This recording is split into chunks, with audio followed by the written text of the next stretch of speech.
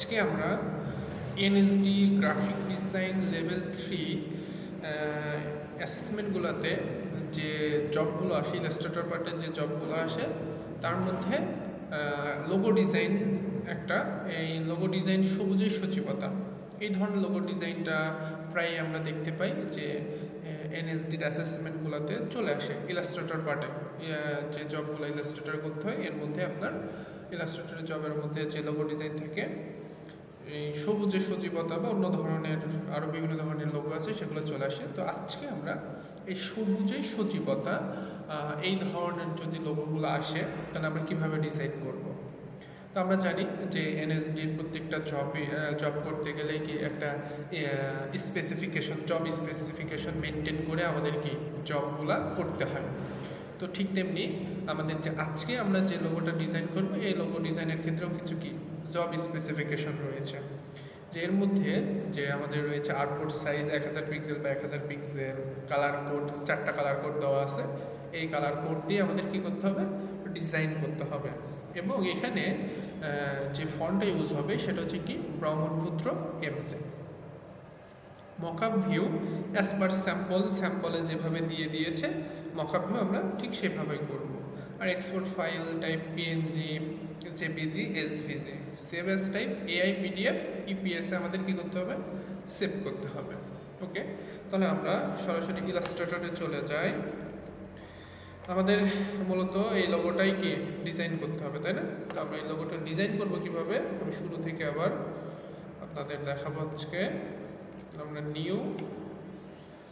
নিউতে গিয়ে আমাদের output size কত নিতে বলছে, 1000 পিক্সেল বাই 1000 পিক্সেল। তাহলে আমরা এখানে 1000 পিক্সেল বাই 1000 পিক্সেল নিয়ে নিব, নিয়ে দেন এখানে কি কালার মোড, এখানে আমরা নাম দিয়ে দিই যে লোগো ডিজাইন। ওকে, ক্রিয়েট। আচ্ছা, এরপরে আমরা কি করব, আমাদের যে কালার কোডগুলো আছে কালার কোডগুলো তৈরি করে নিব। তো যেহেতু আমার আগেই করা ছিল, আমি ওখান থেকে জাস্ট একটু কপি করে নিয়ে আসি। জাস্ট আপনারা কী করবেন, এখানে রেক্ট্যাঙ্গেল টুল দিয়ে 4টা রেক্ট্যাঙ্গেল নিয়ে রেক্ট্যাঙ্গেলগুলো সিলেক্ট করে স্পেসিফিকেশনটা কালার কোড দেখে এখানে জাস্ট কি কালার কোডগুলো বসিয়ে দেবেন, তাহলে হয়ে যাবে। ওকে, ডান। তাহলে আমাদের এই যে জব স্যাম্পল কিন্তু আমাদের এখানে দেওয়া আছে, আমাদের ঠিক এই অনুযায়ী কী করতে হবে, একটা লোগো ডিজাইন করতে হবে। ক্লিয়ার? এটা কি আপনার সানফ্লাওয়ারের পাপড়ির মতো, তাই না? ওকে, তাহলে আমরা আমাদের কাজ শুরু করি। তো আমরা প্রথমে আগে কি করব, পাপড়িটা বানিয়ে নিব। আমাদের যে লোগো ডিজাইন আছে, লোগো ডিজাইনে একটা সানফ্লাওয়ার দেওয়া আছে, তাই না? তো আমরা সানফ্লাওয়ারের কী করবো, একটা পাপড়ি বানিয়ে নিব। এই পাপড়িগুলো আমরা বিভিন্নভাবে বানিয়ে নিতে পারি, পেন টুল দিয়ে অথবা পেন্সিল টুল অথবা ইলিপস টুল, যে যেভাবে করে নিতে পারেন করে নেবেন, সমস্যা নেই। তো আমি 2টা ইলিপস দিয়ে আমাদের পাপড়িটা আমি তৈরি করে নিব। ওকে, আমি একটু আউটলাইন মোডে যাব, কন্ট্রোল ওয়াই।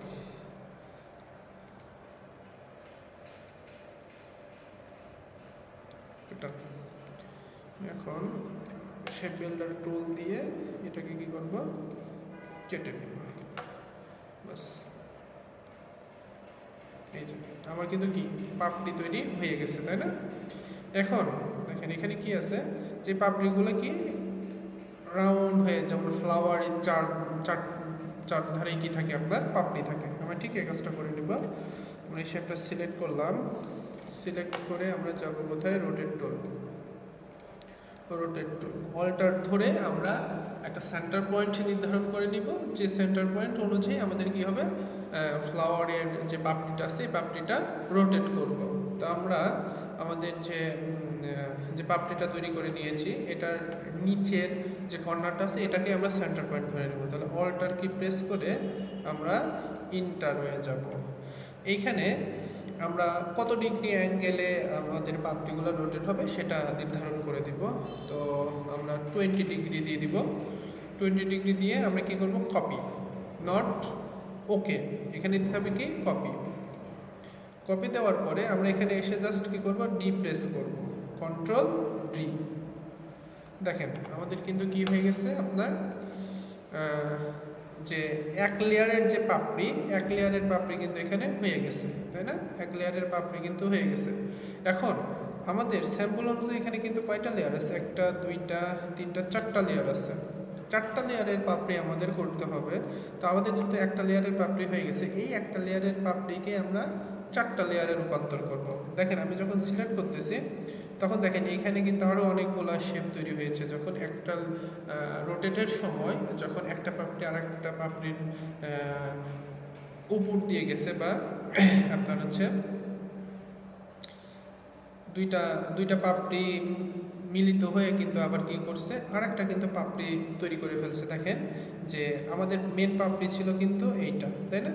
এখন এই দুইটা এই পাপড়ি মিলে কি করছে, এইখানে কিন্তু আর একটা আবার পাপড়ি তৈরি করে ফেলছে, তাই না?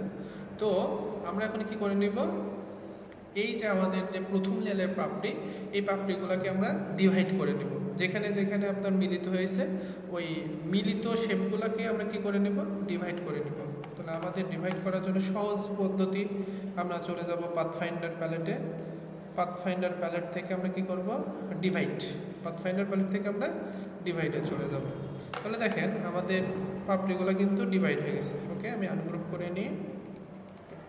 আনগ্রুপ করলে দেখেন আমাদের পাপড়িগুলো কিন্তু কি হয়ে গেছে, যেখানে যেখানে দুইটা শেপ মিলিত হয়ে গিয়েছিল ওই মিলিত জায়গাটুকু কি হয়ে গেছে, আপনার ডিভাইড হয়ে গেছে, নতুন একটা শেপে তৈরি হয়ে গেছে।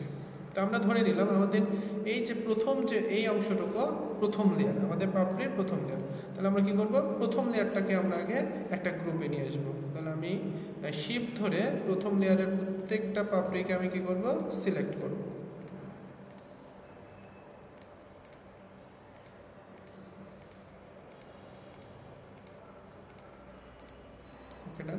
সিলেক্ট শেষ হলে আমি কি করব, গ্রুপ। গ্রুপ করে আমি আপাতত হাইট করে রাখবো, Ctrl+3 দিয়ে হাইট। ডান। সেম ওয়েতে আমি আবার কি করব, আমাদের দ্বিতীয় লেয়ারের পাপড়িকেও আমি সবগুলোকে সিলেক্ট করে গ্রুপ করব।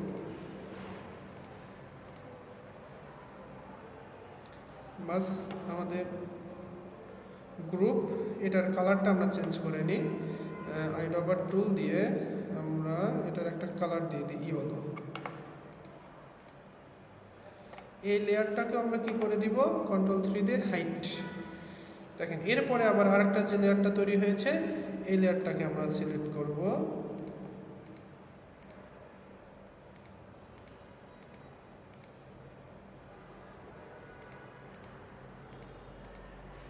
আমি শিফট ধরে আপনার প্রত্যেকটা যে আমার পাপড়িগুলো আছে প্রত্যেকটা পাপড়িকেই আমি সিলেক্ট করে নিচ্ছি। সিলেক্ট করার সময় একটু সাবধানতার সাথে সিলেক্ট করবেন, যাতে আপনার প্রত্যেকটা লেয়ারের প্রতিটি পাপড়ি যাতে সিলেক্ট হয়, কোনোটা যেন বাদ না পড়ে যায়। তাহলে এটা আমি কি করে দিলাম, এটাও আমি সেম প্রসেসে আপনারা হাইড করে দিলাম। এরপরে পরের লেয়ার আমি সিলেক্ট করব।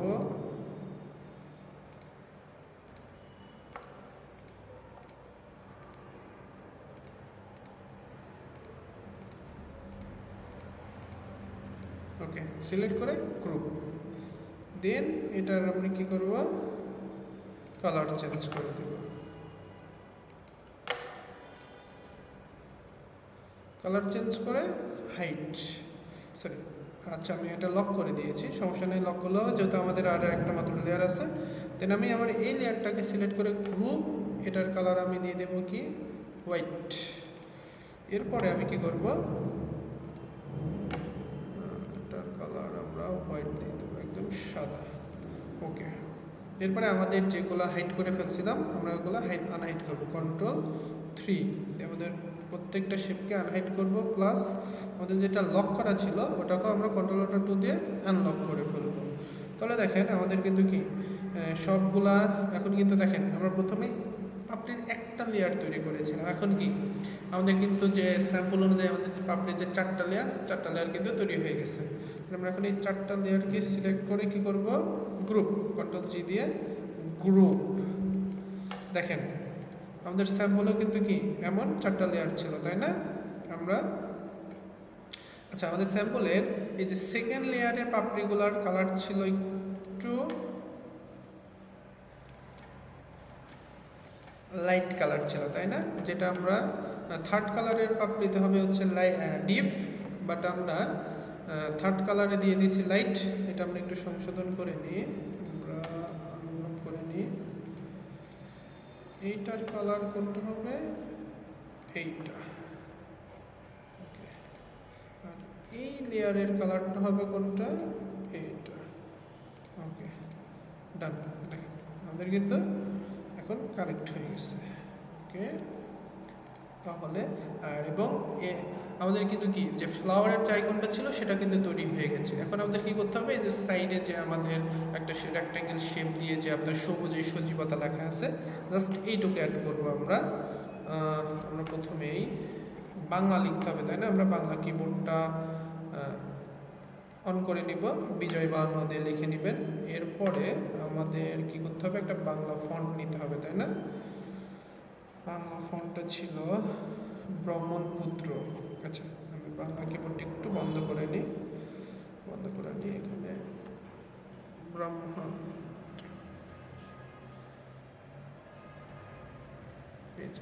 ব্রহ্মপুত্র কি ছিল আমাদের? এমজে, তাই না? আমরা এই ফন্টটা সিলেক্ট করে নিলাম, সিলেক্ট করে নিয়ে আবার কিবোর্ডটাকে বাংলা করে নিব। এখন আমরা লিখব, আমাদের লিখতে হবে যে সবুজে সজীবতা।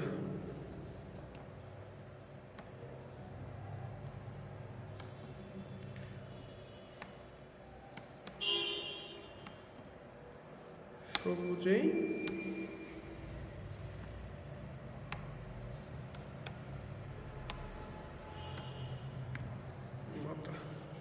দেখি আমাদের লেখা ঠিক আছে কিনা।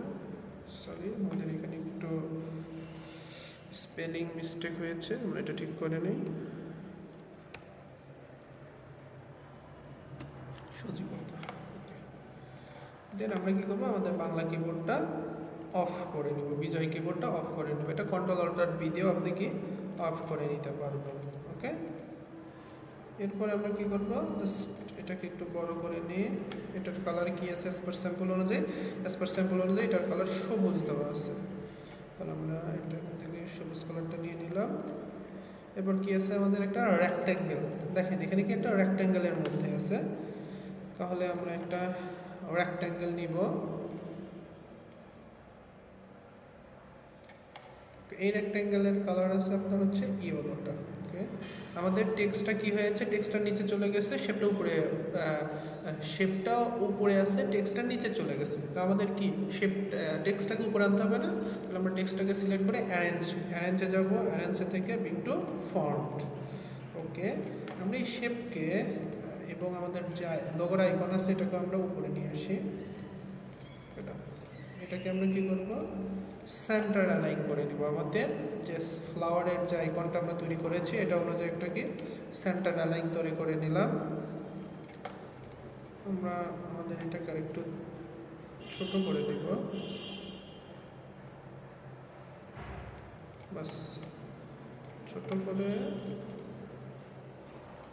আমরা আবার সেন্টার অ্যালাইন করে নিই। ওকে, টেক্সটটাকে জাস্ট এই শেপের মধ্যে আমরা কি করব? বসিয়ে দেব। টেক্সটটা একটু ছোট করে দেব আমরা এখানে চাইলে ব্রহ্মপুত্র ফন্টটাও ইউজ করতে পারবো, বা ব্রহ্মপুত্র বোল্ড ফন্টটা একটু ছোট করে দিই। ওকে, আমাদের যদি ট্র্যাকিংটা চেঞ্জ করার প্রয়োজন মনে করি আমরা চেঞ্জ করে দিব। দেন আমাদের এই শেপটা কি এত বড় দরকার নেই, একটু এনাফ। ওকে, ডান। আমাদের কিন্তু দেখেন অ্যাজ পার স্যাম্পল অনুযায়ী আমাদের লোগো কি হয়ে গেছে? তৈরি হয়ে গেছে, তাই না? লোগো ডিজাইনটা আমাদের তৈরি হয়ে গিয়েছে। এটাকে আমরা এখন একটু সেভ করে নিই। আপনারা সবসময় কী করবেন? ফাইলটা কিন্তু সেভ করে রাখবেন। ওকে, কন্ট্রোল এস দিয়ে আমি ফাইলটা সেভ করে নিচ্ছি, যে লোগো ডিজাইন। ওকে, ক্লাস লোগো ডিজাইন ফাইলটা সেভ করে নিলাম আমি। ডান। এখন আমাদের স্যাম্পল অনুযায়ী দেখেন এখানে কি একটু মকআপ ভিউ আছে, তাই না? আমি এই মকআপ ভিউটা তৈরি করে নিব। মকআপ ভিউটা কীভাবে তৈরি করব দেখেন, আমি যে লোগোটা ডিজাইন করেছি এটাকে একটু সাইডে রাখবো। এটা কপি করে নিয়েছি, অলরেডি ধরে কপি করে নিয়েছি। দেন আমি আবার একটা আর্টবোর্ড নিই, যে 950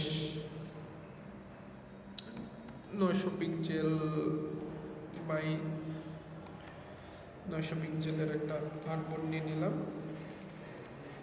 এটা আর্টবোর্ড অনুযায়ী আমরা কী করে নেব, অ্যালাইন করে নেব।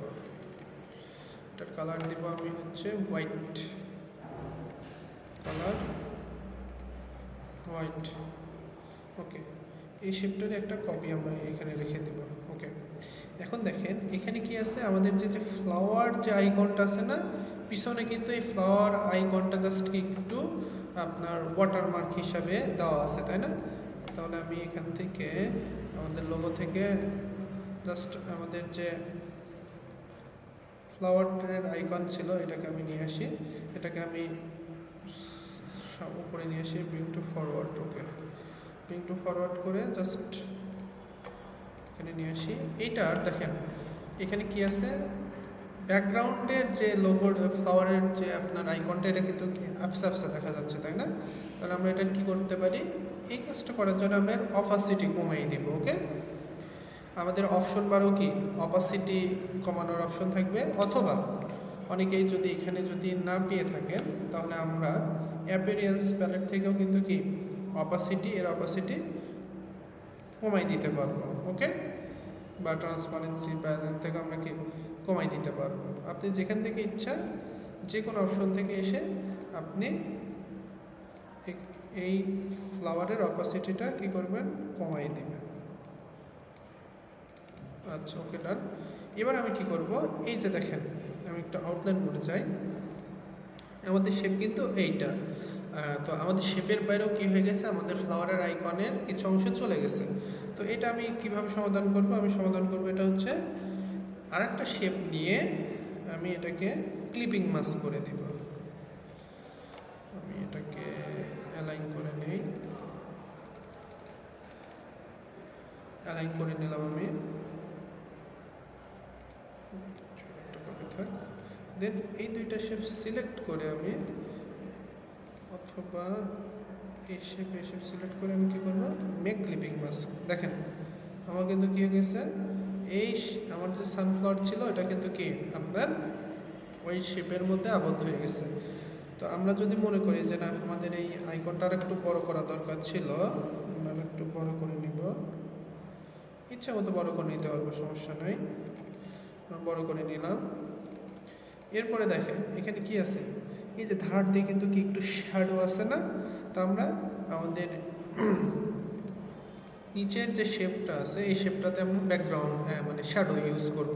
তো আমরা নিচের শেপটাকে লক করে দিলাম, সরি উপরের শেপটাকে, আমাদের যে আইকনটা আছে না যেটাতে আমরা ক্লিপিং মাস্ক করবো ওই শেপটাকে আমরা লক করে দিলাম। লক করে দিয়ে এটা কিন্তু কি আমাদের নিচের যে হোয়াইট শেপ ছিল সেটা। তো আমরা এখানে ইফেক্টে যাব, ইফেক্ট থেকে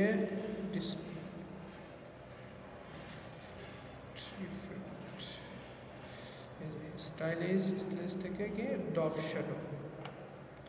শ্যাডোর এখান থেকে আমরা কি করব, অপাসিটি শ্যাডোর অপাসিটিটা কমাই দিব।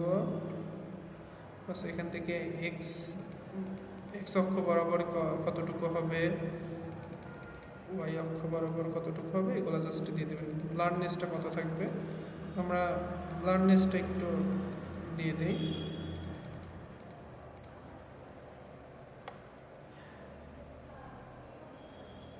সেখানে একটু গ্লিজ দিয়েছে। ওকে, ডান। এই যে দেখেন আমাদের কিন্তু হয়ে গেছে, তাই না? এরপর কি আমরা ওকে হিট করবো। দেখেন আমাদের কিন্তু এখন কি এই যে একটা শ্যাডো ভাব চলে আসছে, তাই না? জাস্ট এখন আমাদের কি কথা, আমাদের যে লোগো ডিজাইনটা করেছিলাম এই লোগোটাকে আমরা, আচ্ছা এই যে আমরা যে লোগোটাকে কি করব, এই বক্সের মধ্যে আমরা জাস্ট বসাই দেব। তো আমরা আমাদের লোগোটাকে এখানে নিয়ে আসলে দেখা যাচ্ছে যে আমাদের লোগোটা আমার নিচে আছে, তাই না? এটাকে জাস্ট অ্যারেঞ্জ করে আমরা উপরে নিয়ে আসবো, ব্রিং টু ফ্রন্ট। ওকে, ডান। এটাকে একটু কি করবেন, একটু বড় করে দেন, দেন এই শেপ অনুযায়ী আমরা কি করে নিব, অ্যালাইনমেন্টটা ঠিক করে নিব। ওকে, হরিজন্টালি এবং ভার্টিক্যালি অ্যালাইনমেন্টটা ঠিক করে নিলেই কি হবে, আমাদের অ্যাজ পার স্যাম্পল অনুযায়ী আমাদের কিন্তু কি হবে, লোগো ডিজাইনটা কমপ্লিট হয়ে যাবে। তো আজকের ভিডিওতে আমি আর কি যে স্টেপগুলো ফলো করে আপনার কাজটা করলাম, আপনারা যদি এইভাবে কাজটা করেন আপনারা খুব দ্রুত এই লোগোটা ডিজাইন করতে পারবেন। তো সবাইকে আজকে এখানেই শেষ করতে চাচ্ছি। তো সবাইকে আমার সঙ্গে থাকার জন্য এবং ভিডিওটা দেখার জন্য সবাইকে ধন্যবাদ। আল্লাহ হাফেজ। নেক্সটে আবার অন্য কোনো টপিক নিয়ে আর একটা ভিডিও নিয়ে আপনাদের সঙ্গে দেখা হবে। আল্লাহ হাফেজ।